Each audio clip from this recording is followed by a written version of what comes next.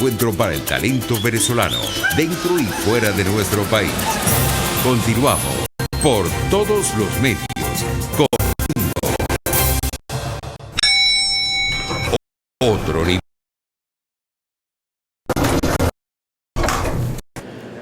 En breve vamos con nuestro invitado. Si me quieres seguir en Twitter, @mingo_1, ese 1 en número. Saludos a todos los que están conectados en estos momentos en nuestra cuenta de Instagram, que es Mingo Blanco TV. Saben que esto es por todos los medios, con la gente emergente que cree en la verdad. Y nosotros, como estamos empeñados, empecinados, y lo estamos logrando todos los días, siempre se suman más y más venezolanos a nuestro auditorio. Bienvenidos todos, un gran abrazo y un beso de todo este equipo de Radio Caracas que trabajamos para ustedes, amigos. Nos debemos a ustedes y esa programación está al giorno permanentemente en rcr.tv, en Periscope, @rcr750 y la aplicación TuneIn. Qué bueno que está con nosotros Pedro Urruchurtu. Pedro es brillante, joven, politólogo, profesor, coordinador de 20 Formación. ¿Cómo estás, Pedro? Un saludo de todo el equipo y que además es tu equipo, como tú lo sabes. Así es. Bueno, buenos días. Gracias por la invitación. Siempre es un gusto poder estar contigo, Mingo. Siempre es refrescante conversar sobre varios temas. Así que gracias por tenerme en tu espacio hoy. Claro que sí. Fíjate, tu equipo de trabajo promocionó con un tuit este encuentro contigo y quisiera arrancar por allí porque colocaban aquí que vamos a hablar de este contexto internacional y las acciones de fuerza que la comunidad internacional adelanta contra el régimen de Maduro. ¿Por dónde comenzamos? Mira, yo creo que estos días, en las últimas reflexiones que he hecho, que me han preguntado cómo se vive la pandemia en Venezuela, yo digo que, bueno, nosotros hemos estado distraídos, ¿no? Y esa distracción yo creo que viene de precisamente que hemos vivido tantas cosas durante tanto tiempo, que pareciera que este tipo de vivencias tan duras, si bien es cierto, más allá del encierro, estamos acostumbrados de algún modo a vivir estas circunstancias tan complejas, ¿no? Uh-huh. Y la verdad es que han pasado cosas que mientras el mundo está con los ojos puestos sobre cómo resolver el tema de la pandemia, en Venezuela ha pasado todo lo contrario. En Venezuela más bien estamos viendo cosas que están pasando y que pareciera que son las únicas que realmente nos pueden hacer solucionar la pandemia. Es decir, no hay ninguna esperanza por parte del venezolano que la pandemia se solvente en Venezuela mientras el régimen siga en el poder, ¿no? Y por eso es que fíjate que más allá de la mentira oficial, más allá de que al final nadie cree en lo que está pasando, o lo que dice el régimen que está pasando,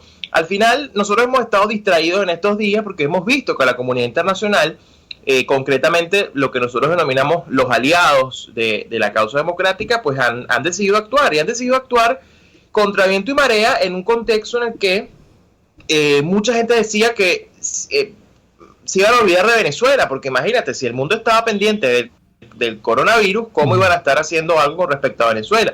Y resulta que todas esas apuestas se cayeron, porque al contrario, hemos visto más bien una enorme presión desde ese punto de vista. Uh-huh. Y creo además desde una narrativa y desde una lógica muy inteligente por parte de la administración de Donald Trump o del gobierno de los Estados Unidos, y comienzo por allí, porque fíjate que lejos de hablar exclusivamente de Venezuela, se habla de un plan que busca desmantelar operaciones de narcotráfico, que busca proteger la zona, digamos, del Caribe, y que además es planteada como un problema de seguridad nacional para los Estados Unidos, pero que al mismo tiempo, al involucrar a 22 países en conjunto, lo convierte en un problema de seguridad hemisférica y hasta de seguridad global. Uh-huh. Entonces es muy inteligente la jugada acá, porque se mezcla el tema de la enfermedad en el sentido de que la lógica o la narrativa que ellos dicen es, bueno, lo que pasa es que acá se van a aprovechar algunos de que estamos bajo una crisis pandémica para seguir con sus fechorías. No lo vamos a permitir. Entonces por ahí lo agarran. Y claro, por otro lado justifican desde el punto de vista geopolítico una serie de acciones. Uh-huh. Entonces estamos viendo que eso, a la par de un proceso interno, digamos, dentro de la justicia norteamericana, que es independiente y que está avanzando independientemente de que a Trump le guste o no, porque esto hay que decirlo, probablemente esto, si hubiera estado alguien como Hillary Clinton, hubiera un fuerte choque entre el ejecutivo y el judicial, evidentemente, porque esto no era probablemente la vía que ellos hubieran optado. Claro. Ahora, aquí hay una coincidencia de agendas, pero esto es un proceso independiente. Bueno, esto se complementa con otras acciones.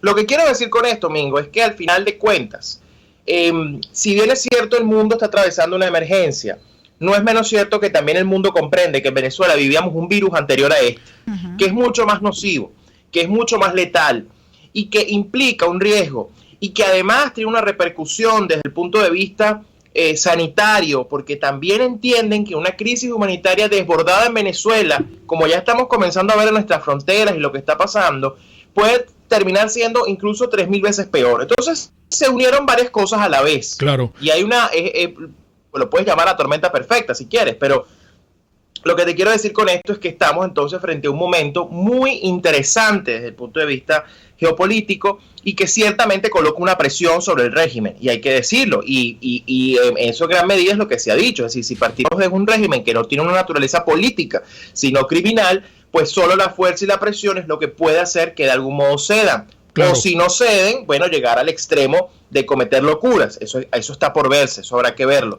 Lo que, en resumen, con esto cierro la pregunta, creo que estamos en unas semanas de mucha alerta, hay que estar muy atentos, hay que cuidarse, pero al mismo tiempo entendamos que hay procesos en marcha que a mi modo de ver son irreversibles. Incluso si hoy se llamara un fulano proceso de diálogo, uno más, hay cosas que son irreversibles en este momento. Claro, qué bien lo explicas, Pedro, en esto que mencionas, que antes de la llegada del coronavirus ya Venezuela era un país enfermo, pues, ¿no? Desde todo punto de vista. Y ahora, fíjate, yo estaba conversando con los muchachos en el Está Circulando, antes de hablar contigo, y extraigo textualmente del Nacional para conocer tu interpretación de esta nota. Estados Unidos autorizó a Conviasa para que repatrie a venezolanos varados en su territorio. Jorge Rodríguez dio a conocer que la aerolínea venezolana ingresará al territorio estadounidense este jueves 9 de abril. ¿Cuál lectura tienes tú sobre este particular? ¿Hay aquí de alguna manera un mensaje que debemos interpretar como levantamiento de algunas sanciones? ¿Sí o no? No, yo creo, insisto, hay procesos irreversibles y hay políticas irreversibles que solo, digamos, son reversibles de acuerdo a unas condiciones que ya el propio Estados Unidos anunció cuáles serían. ¿Okay? Esa es lo primero que hay que tomar en cuenta. Y eso no ha ocurrido. Ahora, sí, bueno, estamos en un contexto de emergencia. Y en un contexto de emergencia, pues, se activan determinados vuelos humanitarios, se toman medidas, ¿ok? Yo no creo que debamos ver esto ni como un retroceso, ni como una concesión del gobierno norteamericano porque están pensando en bajar la guardia. Todo lo contrario, yo creo que esto sencillamente obedece a un tema humanitario en un contexto muy complejo.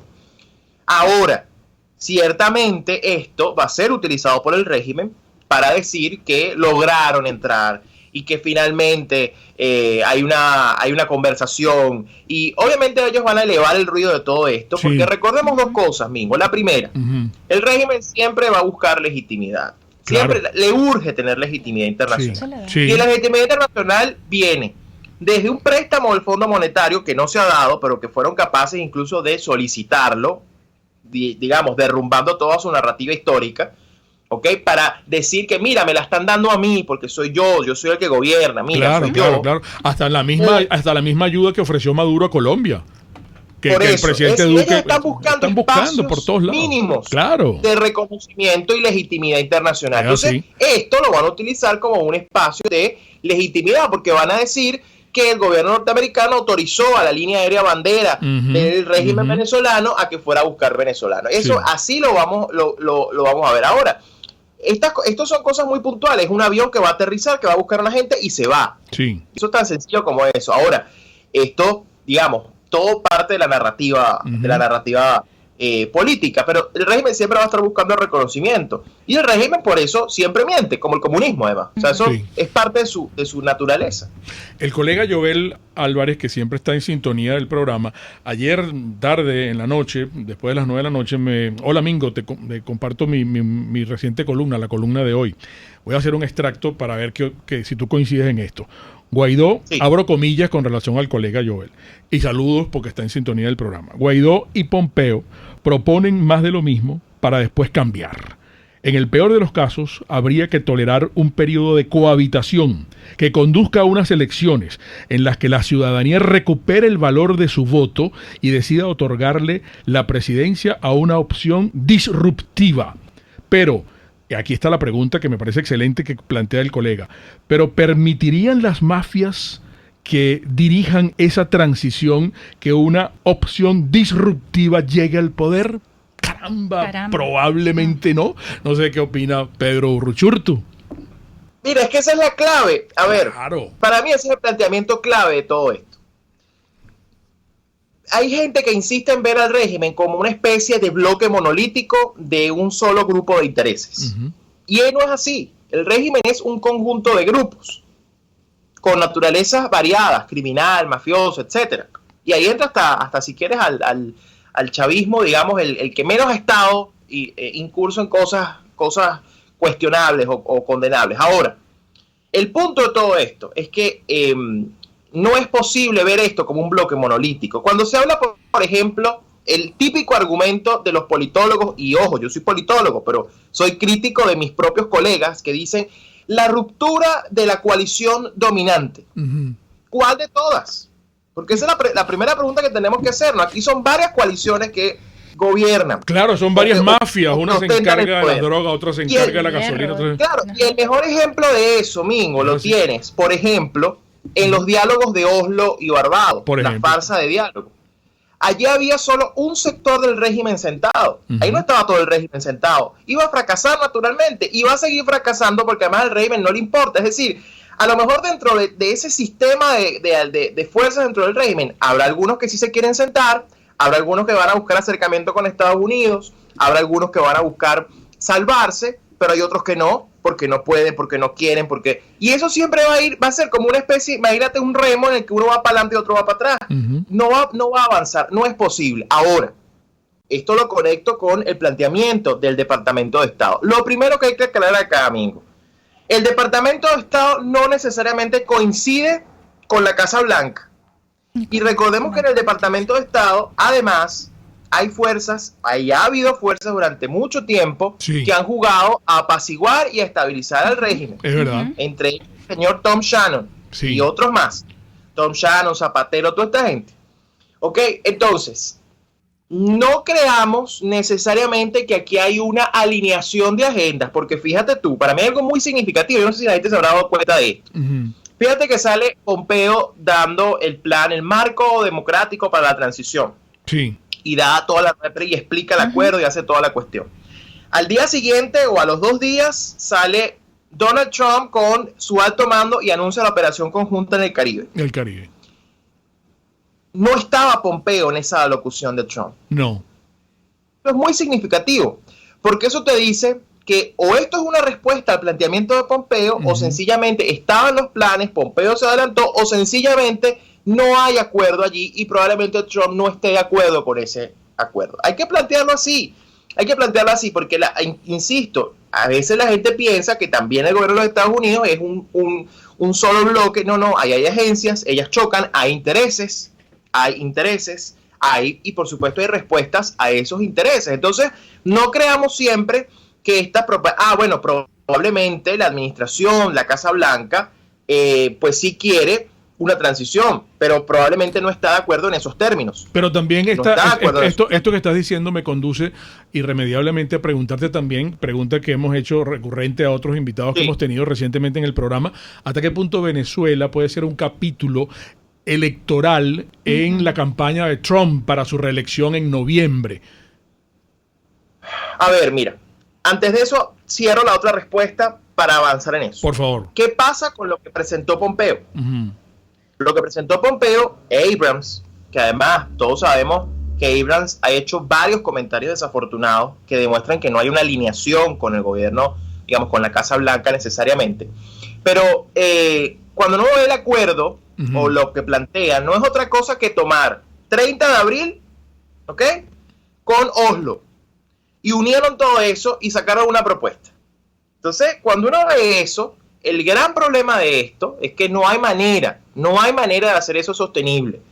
Yo quiero ver con cuál de estas personas que están ya siendo juzgadas o investigadas o ya con un proceso, incluso pues una petición de justicia directa, prácticamente de ponerle, como lo decíamos ayer, de ponerle precio a cada uno de esos nombres.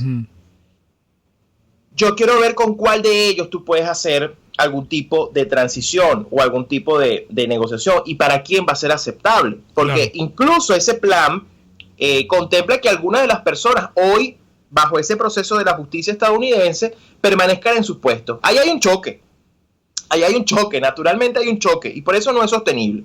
Ahora, sobre tu pregunta concreta de Estados Unidos, yo creo que ciertamente la administración de los Estados Unidos ha tenido que reajustar mucho de su estrategia. Primero porque esto es un mundo, sí es un mundo importante, Estados Unidos sigue siendo la principal potencia del mundo, todo eso es claro, pero es un mundo aislado, hoy es un mundo aislado. Irónicamente, en pleno siglo XXI, hoy el mundo está aislado, porque está resguardado, porque se está protegiendo por todo lo que está pasando. Entonces, geopolíticamente cambió la circunstancia, ¿ok? Y Estados Unidos naturalmente necesita en este momento, y Estados Unidos naturalmente necesita en este momento un hito geopolítico, y el que tiene más cerca es Venezuela. Hay que decirlo, el que tiene más cerca es Venezuela. Claro. Es el que probablemente es más fácil, es el que probablemente es más, digamos, menos costoso, y probablemente es el que mejor justifica algún tipo de ejercicio geopolítico, como lo demostró, porque además cuando tú ves el ejercicio global, tú dices, wow, esto es una cosa impresionante, o sea, este es el Caribe, viene Europa, o sea, es una cosa interesantísima cómo se plantea. Entonces, por un lado, probablemente sí, yo creo que el propio manejo interno de la situación con el coronavirus hace que el gobierno tenga que también mostrar un frente externo de poder, de seguir, digamos, haciendo cosas, y de algún modo distraer el tema interno, aunque creo que en las últimas semanas, después de un Trump bastante errático con el manejo del coronavirus, creo que ya poco a poco lo ha ido asumiendo como lo que es y ha hablado con la verdad y sus expertos y todo, pero ciertamente hay un margen y un marco muy pequeño de acción, y esto seguramente también se vincula con lo electoral, pero lo que hay que ver acá es que esto es un proceso en marcha que no sabemos cuánto tiempo va a durar, Mingo. Probablemente sí se busca capitalizarlo electoralmente, pero la gran pregunta es que hay que hacerse acá es si incluso va a haber elecciones este año en los Estados Unidos, que es una pregunta que hay que hacer. Pero Trump acaba de decir que sí, Trump acaba de decir que sí van las elecciones. Mira, Pedro, tengo que interrumpirte un minuto porque debemos ir a máster, vamos a identificar y en un corto tiempo regresamos con Pedro Urruchurtu. Un espacio para formar la nueva opinión pública venezolana por todos los medios, con Mingo. En publicidad quiero anunciarles que la Pastelería del Corso va a abrir mañana en un horario muy restringido, de 8 de la mañana a 12 del mediodía. Van a abrir también el sábado en el mismo horario y van a abrir el domingo. Solamente nuestros maestros pasteleros van a elaborar prácticamente delante de ustedes 2 tortas, las mil hojas y los profiteroles. Si ustedes quieren encargar y de alguna manera, porque ese dulcito hace tanta falta en estos momentos y pueden llegarse hasta allá, anoten el teléfono y encargan su torta y la van a buscar mañana. 941-1971 de Del Corso, que es la pastelería italiana por tradición y excelencia. La gente de Produzca, y quién más que ellos para decirnos que acatemos todas las recomendaciones de la Organización Mundial de la Salud, que nos cuidemos, porque lo dicen ellos y yo hago énfasis que de manera especial son ellos los protagonistas también, porque ellos nos han cuidado, la gente de Produzca nos ha cuidado durante tanto tiempo, desde que nacieron. La filosofía de Produzca es precisamente seguridad en tu empresa de los pies a la cabeza, y ellos nos han suministrado desde siempre, desde que nacieron, todos los adminículos, todos los productos que requerimos para nuestra protección en cualquier área de trabajo. Si usted trabaja con ácidos, si usted trabaja con soldaduras, si usted trabaja con electricidad, etcétera, tiene protección óptica a las manos, auditiva a la cabeza, respiratoria al cuerpo. Síganlos en @produzca.ve, www.produzca.com. Y mis amigas, que yo quiero que sean y se conviertan en chicas Arnamar, ¿qué deben hacer? Seguir Arnamar en Instagram. Allí van a, precisamente en esta etapa de cuarentena que nos estamos cuidando, hay una serie de consejos prácticos para ustedes, mis queridas amigas, para que tengan esos momentos cómplices de belleza, y para eso cuentan con Arnamar. ¿Cómo los van a seguir? Simplemente Arnamar Venezuela en su Instagram. Arnamar Cosméticos, toda una vida dedicada al cuidado personal de la familia venezolana. Puedes seguir nuestra programación a través de rcr.tv, la radio que se ve. Ellos sí que no saben nada. Y así nos va. El espacio donde se tocan los temas más candentes de interés político y nacional. Y así nos va. En este programa, la picardía y el humor inteligente son los protagonistas. Pura cabilla. Lara y Hernández descosen y revelan los secretos más oscuros del acontecer político. Y así nos va. De lunes a viernes a las 4 de la tarde. Por RCR 750 AM. RCR 750 AM. Porque lo bueno une. Un periodista espontáneo, frontal, observador, inconforme, con mucho que decir y escuchar. Regresamos por todos los medios con Mingo. Vamos entonces al segmento final. Nos quedan unos 8 minutos de programa con Pedro Urruchurtu.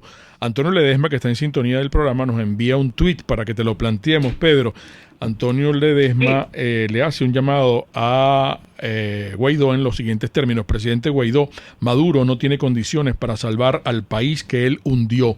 Si espera que Maduro se decida, no habrá gobierno de emergencia, sino el remate de una nación moribunda clamando que la salven. Usted es el gobierno que goza de reconocimiento. Proceda en consecuencia. ¿Qué, a tu juicio, qué te inspira este tuit de Antonio Ledesma y qué es lo que tiene cuando Antonio Ledesma, claro, la pregunta sería para Antonio Ledesma, pero en el caso tuyo como politólogo, cuando Antonio Ledesma le dice y lo pone en admiración, proceda en consecuencia, ¿qué debe hacer Guaidó en estos momentos? Lo hablábamos con Diego Arria, lo hablábamos con Adriana Vigilanzo, lo hablamos el viernes con Sosa Purba, te lo preguntamos a ti también. ¿Qué debe hacer Guaidó, que es el que tiene el reconocimiento de más de 50 países, para pedir una ayuda internacional? Es él que tiene que hacerlo, ¿no? Y tengo otra pregunta, Pedro. No sé si has tenido oportunidad de leer un artículo que escribió Leopoldo López desde la Embajada de España en Caracas, publicado en El País, en donde entre otras cosas comenta la urgencia de poner en marcha una agenda que ponga fin al gobierno de Nicolás Maduro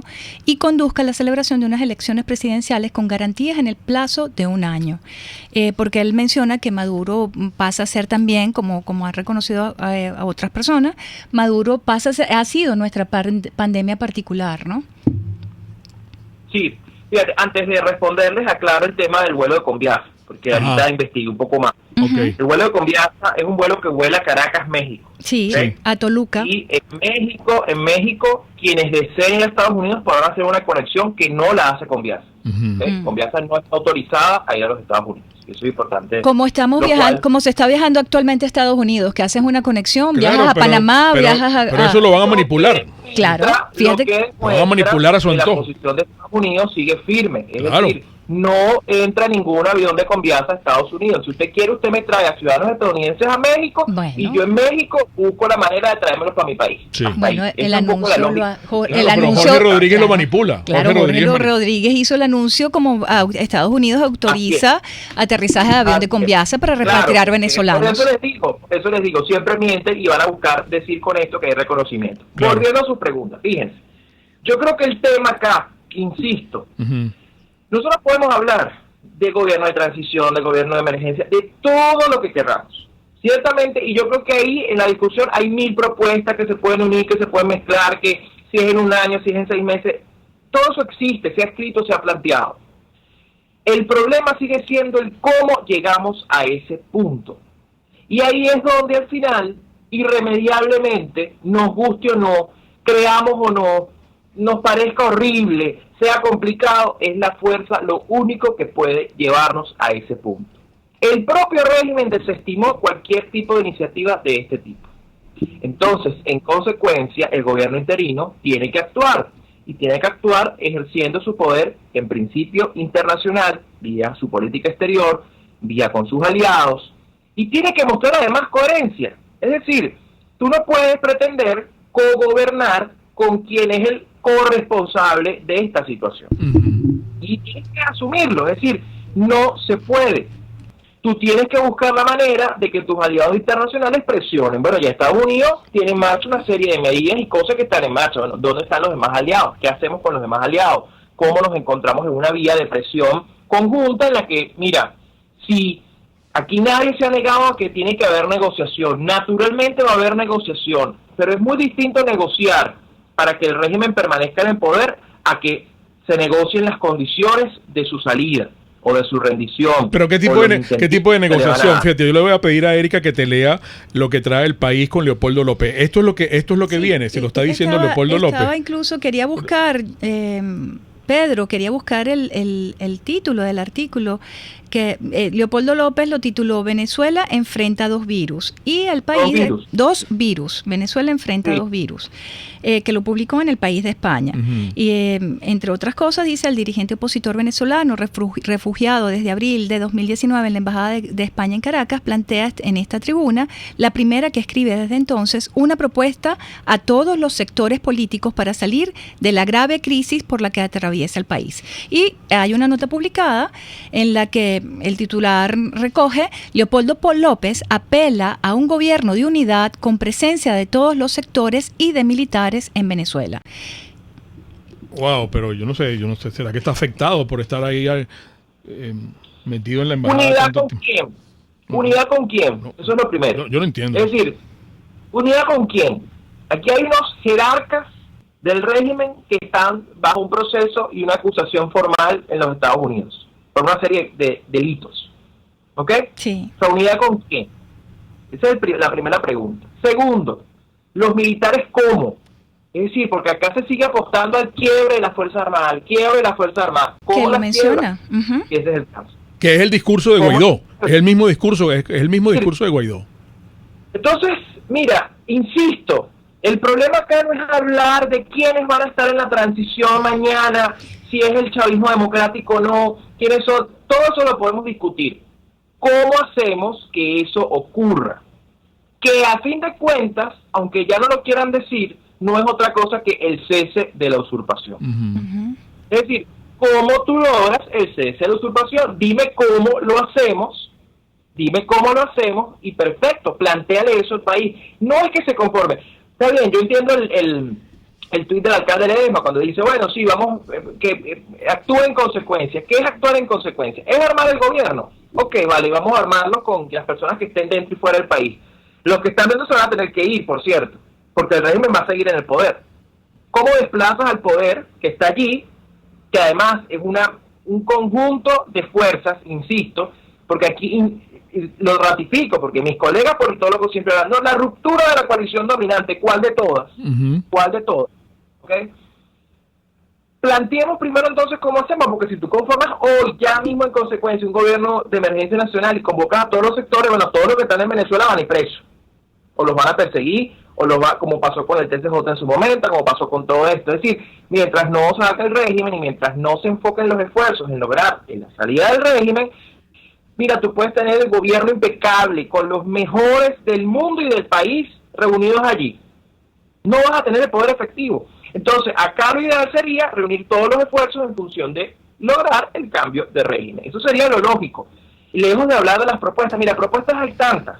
Que si el gobierno de transición, que si el gobierno de emergencia nacional, que si 3 meses, 6 meses, 9 meses, 12 meses, que si las elecciones. Mira, yo estoy seguro que lo que aquí se desmantela el sistema de mafias, va a ser mucho más fácil pensar en elecciones y en el tema institucional. A lo mejor las elecciones ni siquiera van a ser en 1 año, sino en 2, y eso habrá que decirse en el país en su momento, porque tienes que crear unas condiciones. Pero, insisto, pareciera que el argumento sigue siendo pensar en sí, en la transición en el gobierno, pero ¿dónde está el quiebre? ¿Dónde está el punto de ruptura del desmantelamiento de las mafias? Eso no está planteado. Y ahí, insisto, creo que deben enfocarse los esfuerzos en función de que todo vaya hacia allá, los aliados, la política interna, el parlamento, todo vaya enfocado en eso. Porque de lo contrario, mira, digan lo que digan, hay cosas que van a ser inaceptables. Es decir, que me planteen un gobierno de unidad con alguno de esos 14 es absurdo, no existe, no hay manera, no es aceptable, no es potable. Sí. Que me planteen un esquema donde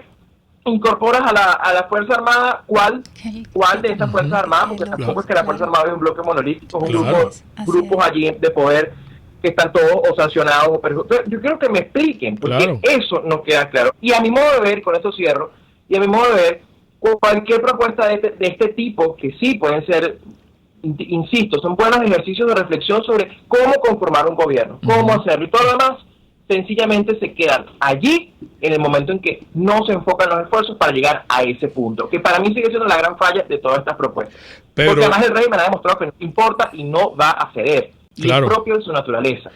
Seguimos creyendo que lidiamos con políticos, lidiamos con criminales, y ese es el punto de partida. Se nos agotó el tiempo, Pedro. Un gran abrazo. Muchísimas gracias por este contacto. Y te cuidas. Gracias a ustedes.